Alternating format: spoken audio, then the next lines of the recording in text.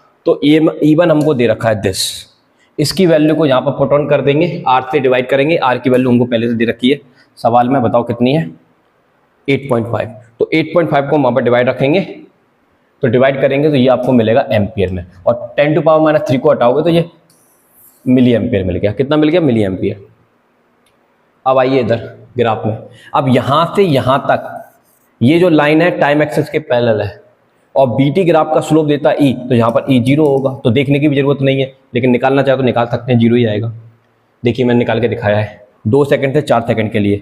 ये एरिया की वैल्यू 1 - 1 4 - 2, नीचे कुछ भी आएगा, ऊपर 0 में डिवाइड करोगे तो 0 ही आएगा। तो जब ईएमएफ ही नहीं है तो करंट कहाँ से होगी? तो करंट भी 0 आएगी। तो ये ग्राफ हमको साफ साफ दिखा रहा है कि यहाँ से यहाँ तक जो चीज़ है, यहाँ से यहाँ तक आपका ईएमएफ 0 है। यहाँ पर ईएमएफ नॉट इक्वल टू 0, लेकिन कुछ है, लेकिन उसकी पॉजिटिव वैल्यू है। कैसी वैल्यू है? पॉजिटिव, क्योंकि ये स्लोप में जो थीटा की वैल्यू आ रही है वो 90 से छोटी आ रही है, तो स्लोप पॉजिटिव है, तो ईएमएफ की पॉजिटिव वैल्यू आई है। देखो पॉजिटिव आई है, कहाँ है, कहाँ दे रखा है?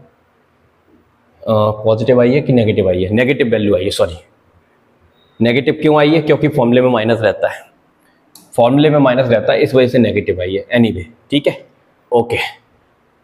अब हम आते हैं कितने सेकंड के लिए? 4 सेकंड से 6 सेकंड के लिए। 4 सेकंड से 6 सेकंड के लिए आएंगे, तो 4 सेकंड से 6 सेकंड के लिए आएंगे, तो देखिए ये तो 0 हो गया इस केस में। 4 सेकंड से 6 सेकंड के लिए आएंगे, तो देखिए 4 सेकंड से 6 सेकंड के लिए आते हैं, तो 4 से 6 में क्या स्टेट है? तो देखिए ग्राफ में इधर, तो ये 4 सेकंड है और ये 6 सेकंड है, तो 4 सेकंड पर ईएमएफ कितना है? 1, और 6 सेकंड पर ईएमएफ कितना हो गया? 0 हो गया। तो फाइनल ईएमएफ कितना है? 0, और इनिशियल ईएमएफ कितना है? 1। फाइनल टाइम कितना है? 6, इनिशियल टाइम कितना है? 4। तो चलिए फॉर्मूले में रखेंगे फटाफट से, यहाँ पर कहाँ है? यहाँ पर देखिए 0 - 1 6 - 4, ठीक है, ओके। इसको हम सॉल्व करेंगे तो ये आपका आ जाएगा दिस पॉजिटिव।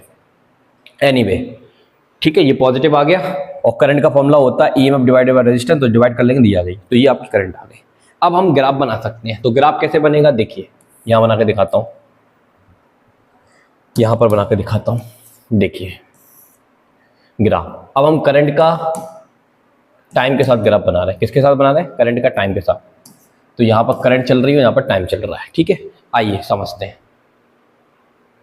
टाइम मैं मेंशन कर लेता हूं, 0 सेकेंड, 2 सेकेंड, 4 सेकेंड, 6 सेकेंड, इस तरह से मैंने मेंशन कर लिया, ठीक है। तो 0 से 2 के बीच में क्या स्टेट है करंट की, वो देख लेते हैं। कहाँ है करंट, ये तो ईएमएफ है, इसको छोड़ो, करंट ये है। तो 0 से 2 सेकेंड में करंट कितनी है, माइनस का 2.7 मिली एम्पियर। तो यहां पर मैं कहीं लिख लेता हूं माइनस का 2.7 मिली एम्पियर, और यहां कहीं मैं लिख लेता हूं प्लस का 2.7 मिली एम्पियर। तो जब 0 से 2 सेकेंड का टाइम होता है तो उस समय करंट यहां आती है, तो आपको ये मिलेगा ग्राफ, ये ग्राफ मिलेगा दिस, ठीक है, इस तरह से कांस्टेंट, ओके। उसके बाद क्या हुआ, उसके बाद टाइम कितना आया अपना, 2 से 4 सेकेंड, 2 से 4 सेकेंड, लेकिन 2 से 4 सेकेंड में ईएमएफ 0 है, करंट भी 0 है, तो ये ग्राफ आपको सीधा यहां पर ऐसा दिखेगा, दिस ऐसा दिखेगा, ऐसा सीधा, ठीक है। इसके बाद क्या हुआ, 4 से 6 सेकेंड, 4 से 6 सेकेंड अभी निकाला था, 4 से 6 सेकेंड करंट कितनी आती है आपकी 2.7 मिली एम्पियर, लेकिन पॉजिटिव आई है, तो पॉजिटिव कहाँ है, यहाँ मिलेगा दिस, तो यहाँ से ये वाली करंट मिलेगी दिस, ये, ठीक है। तो इस तरह से ग्राफ बनेगा करंट वर्सेस टाइम का, जब आपको ग्राफ दिया हो सवाल में मैग्नेटिक फील्ड वर्सेस टाइम का, ठीक है, ओके। यहाँ पर फॉर्मूले की वजह से माइनस आया, आप समझ पा रहे होंगे, अदरवाइज स्लोप का कंसेप्ट तो हम जानते हैं, थीटा की वैल्यू कैसी होती है, तो यहाँ पर लेकिन उल्टा साइन आ जाएगा, ठीक है, ओके। चलिए, तो ये एक बढ़िया सवाल था, अच्छा सवाल था, समझ में आया होगा। अब एक ये सवाल है, सैंपल पेपर का क्वेश्चन है, क्या कहता है ये question, an athlete pedals a stationary tricycles whose pedal are attached to a coil having 100 turns. तो गिवन है आपको नंबर ऑफ टन्स 100, ठीक है। ईच ऑफ एरिया, एरिया दे रखा है आपको कितना, 0.1 metre square. The coil lying in the XY plane, ये जो कॉइल है वो XY प्लेन में क्या हो रही है, रोटेट हो रही है। In this plane at the rate of this, RPM दे रखा है 50 आरपीएम, तो राउंड पर मिनट है, तो इसको सेकंड में चेंज करना पड़ेगा, तो 60 से डिवाइड करेंगे तो राउंड पर सेकंड, राउंड पर सेकंड, देखो नीचे मिनट था तो इसलिए नीचे है, ठीक है, 60। अरे भाई ये लिखा है राउंड पर मिनट, तो मिनट नीचे है ना, तो एक मिनट में कितने सेकंड होते हैं 60, तो इसलिए नीचे 60 आया है। कई बच्चा कंफ्यूज हो जाता है कि मिनट सेकंड में चेंज करते हैं तो एक मिनट में 60 सेकंड होते हैं, डिवाइड कैसे करते हैं, डिवाइड नहीं किया है, पर के बटे में एम है, तो एम की जगह आया है 60 सेकंड, ठीक है, समझना। About the y axis in a region where a uniform magnetic field this, magnetic field दे रखा है आपको बी बराबर कितना 0.01 के, मैग्नीट्यूड आपको पता ही है इतना है टेस्ला प्रेजेंट। तो आपसे पूछ रहे हैं मैक्सिमम ईएमएम निकालो, तो मैक्सिमम ईएमएम निकालने का फॉर्मूला क्या होता है पता है आपको, मैक्सिमम ईएमएफ निकालने का फॉर्मूला होता है ई नॉट साइन ओमेगा टी, ये फॉर्मूला होता है, उसमें से ई नॉट की वैल्यू क्या होती है, ओमेगा ए एन एफ, ये होती है, ठीक है, ओमेगा ए एन एफ नहीं होता मेरे हिसाब से, क्या होता है ओमेगा, अच्छा फॉर्मूला मैंने वैसे लिखा है इसका, देख लेते हैं, ये लिखा हुआ है फॉर्मूला, कहाँ लिखा है, ये लिखा हुआ है दिस, बी होता है, फॉर्मूले में क्या होता है एन ए बी ओमेगा, तो ये मैक्सिमम ईएमएम निकालने का फॉर्मूला है, तो ये फॉर्मूला हम यहाँ पर रख देंगे, और ओमेगा की वैल्यू हमको पता है 2 पाई एफ या न्यू, बात एक ही है, और इसमें वैल्यू रखेंगे और सॉल्व करेंगे तो ये आंसर आ जाएगा आपका 5.6 वोल्ट। ये गिवन क्वांटिटीज है, इसको यहाँ पुट कर देंगे, आंसर आ जाएगा। अगले पॉइंट में क्या पूछ रहा है तेरे से, average EMF generate in the coil over 1 complete revolution, इसका क्या मतलब है, इसका ये मतलब है कि फर्स्ट हाफ साइकिल में ईएमएफ कैसा होता है, देखिए प्लस ई नॉट उसकी peak value, next half cycle में कैसी होती है माइनस ई नॉट, तो इसका एवरेज निकालो तो वो कितना आएगा आपका, जीरो आएगा। कितना आ जाएगा, जीरो आ जाएगा। तो ये दो ही पॉइंट थे इसमें जो कि इस सवाल में पूछे जा रहे थे। एक में आपका फॉर्मूले का टेस्ट है और दूसरे में आपका नॉलेज का टेस्ट है कि एक बार पीक वैल्यू पॉजिटिव होती है तो एक बार नेगेटिव होती है, तो ओवरऑल एक कंप्लीट साइकिल में एवरेज ईएमएफ कितना आ जाएगा, जीरो आ जाएगा। ठीक है, चलिए ये सवाल तो वही सवाल है जो मैं अभी इतनी देर से करा रहा था कि इधर की तरफ करंट जा रही है तो मैग्नेटिक फील्ड कहाँ आएगा, मैग्नेटिक फील्ड कहाँ आएगा, बाहर की तरफ आएगा, बाहर की तरफ मैग्नेटिक फील्ड आएगा तो उसको अंदर बनाना पड़ेगा, तो करंट ऐसे जाएगी दिस वे क्लॉकवाइज डायरेक्शन में ऐसे। ठीक है, ये उसका एक्सप्लेनेशन दे रखा है, लिख लेना। ठीक है, और ये वाला क्वेश्चन आप ट्राई करिएगा, आपके लिए छोड़ा है। ठीक है, कर सकते हैं, कोई दिक्कत वाली बात नहीं। तो आज की इस क्लास में हम लोगों ने इलेक्ट्रोमैग्नेटिक इंडक्शन के पीवाईक्यू से बहुत ही शानदार क्वेश्चन मैंने कर लिए। अगर लेक्चर अच्छा लगा हो तो प्लीज कमेंट जरूर छोड़ के जाइएगा, क्योंकि आपके कमेंट ही मुझे मोटिवेशन देंगे ताकि मैं इसी तरह से आपके लिए अच्छी अच्छी वीडियो लेकर आऊंगा। चलिए मिलते हैं नेक्स्ट वीडियो के साथ। अभी के लिए जय हिंद, जय भारत, थैंक यू।